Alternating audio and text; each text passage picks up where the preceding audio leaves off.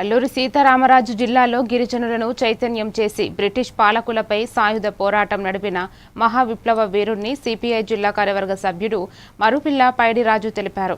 అల్లూరి 102వ వర్ధంతి సందర్భంగా భీమిలి నియోజకవర్గంలోని మధురవాడ గణేష్ నగర్లో ఉన్న ఆయన విగ్రహానికి సిపిఐ నేతలు ఘనంగా నివాళులు అర్పించారు. స్వాతంత్ర ఉద్యమంలో అల్లూరి పోరాటం ప్రత్యేక అధ్యాయమని, గిరిజనుల కోసం బ్రిటిష్ దమనకాండను ఎదురు నిలిచి కేవలం 27 ఏళ్ల వయసులోనే ప్రాణత్యాగం చేసిన మహాయోధుడని కొనియాడారు.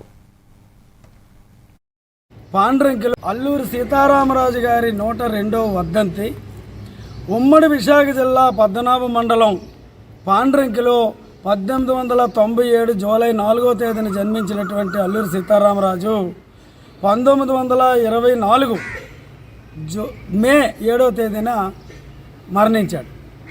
ఈ జిల్లాలోనే పుట్టి ఈ జిల్లాలోనే మరణించినటువంటి అల్లూరి బ్రిటిష్ వారు గిరిజనులు పెడుతున్నటువంటి బాధలు సహించలేక గిరిజనులను చైతన్యవంతులు చేసి ఎటువంటి ఆయుధాలు లేకుండా కొయ్యూరు మండలం మంపలో ఆయన బ్రిటిష్ వారు అతి దారుణంగా కాల్చి చంపినా మెరవకుండా దేశానికి స్వాతంత్రం, భారతదేశ ప్రజలకు విముక్తి అని చెప్పినటువంటి గొప్ప మహనీయుడు.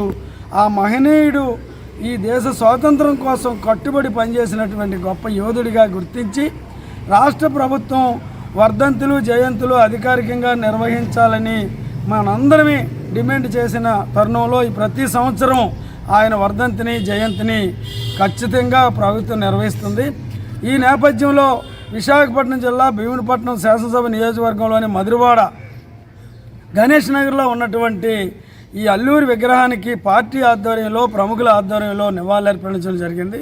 ఇందులో ప్రజలందరూ పాల్గొన్నారు. వాళ్ళందరికీ ధన్యవాదాలు తెలియజేస్తూ ఆ మహనీయుడికి మరొక్కసారి జవహర్ విప్లవ జ్యోతి అల్లూరి సీతారామరాజు.